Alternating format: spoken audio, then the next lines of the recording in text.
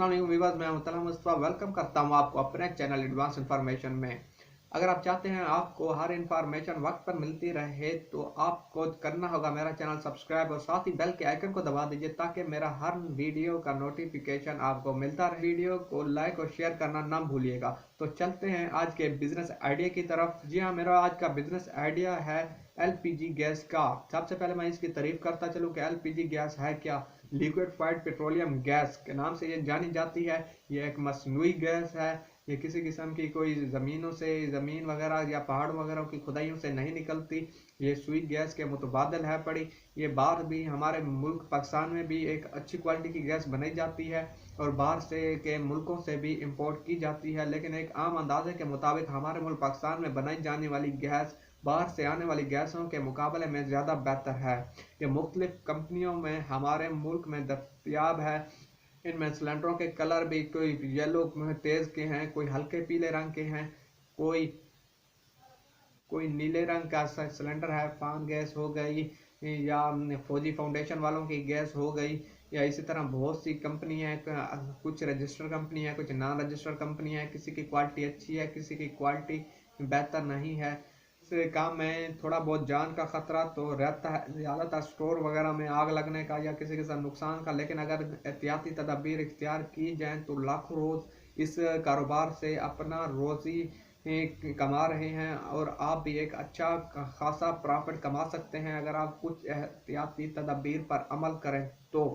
इस कारोबार को शुरू करने के लिए आपको एक अदद दुकान की ज़रूरत पड़ेगी। दुकान कोशिश कीजिएगा किसी मसरूफ़ इलाके में हो जहाँ पर लोगों का आना जाना और साथ ही मोहल्ले वगैरह अटैच लगते हों।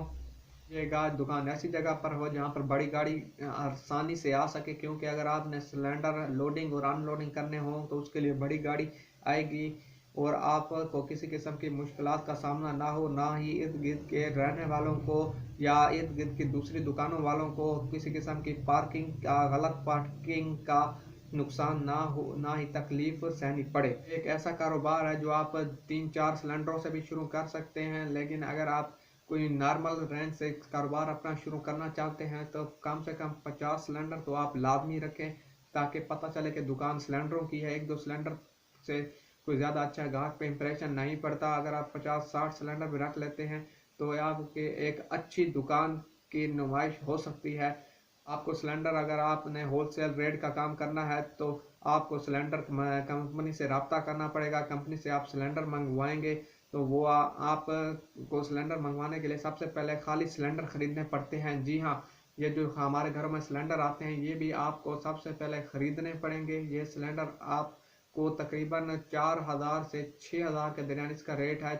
4 से 6000 मैंने इसलिए कहा कि जिसमें देसी और अच्छी क्वालिटी के सिलेंडर भी हैं। जो देसी हैं वो 4000 4500 के मिल जाते हैं और जो अच्छी क्वालिटी के सिलेंडर हैं 6000 रुपये में ये आपको कंपनी देगी।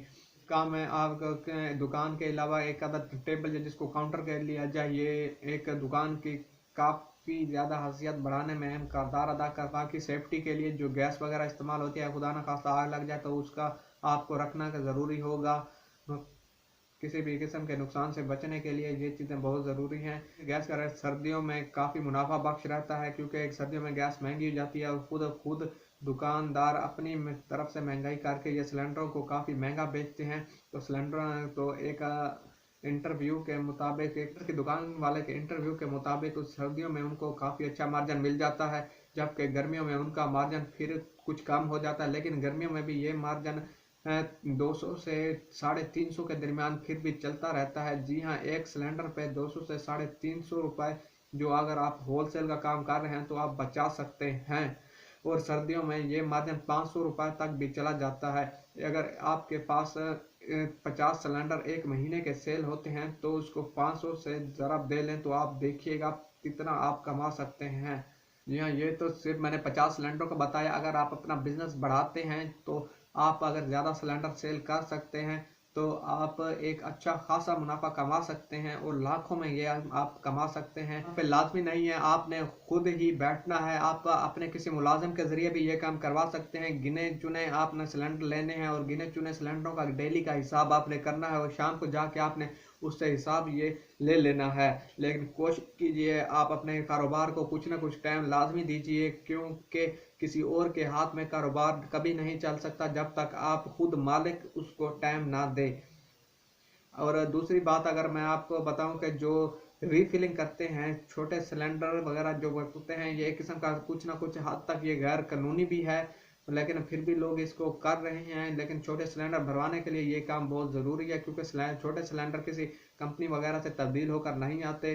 तो इसको बड़े जो हमारे घर में कमर्शियल घरेलू सिलेंडर जो होता है उसके ज़रिए से ये दुकानों वाले रीफिल करते हैं। इस पर किलो के हिसाब से ये जब गैस बेचते हैं तो ये काफ़ी ज़्यादा इनको प्रॉफिट होता है। और एक जो घरेलू सिलेंडर होता है इनमें से ये 800-900 रुपये तक की भी बचत कर सकते हैं। ये मेरा एक ज़ाती अंदाज़ा है, लेकिन मुझे यकीन है कि ये इतना कमा लेते हैं। और अगर आपका कारोबार एक अच्छा चलता है तो कमर्शियल सिलेंडर जो होटलों वाले रेस्टोरेंट वाले होते हैं ये भी अगर आपसे उठवाते हैं तो आप इनसे काफ़ी ज़्यादा अच्छा मार्जिन हासिल कर सकते हैं, क्योंकि इन जो कमर्शियल सिलेंडर जो भी इस्तेमाल करते हैं इनको कोई ख़ास अंदाज़ा नहीं होता कि इनकी गैस कितनी इस्तेमाल हो रही है या ये कितने रुपए में इनको मिल रहा है।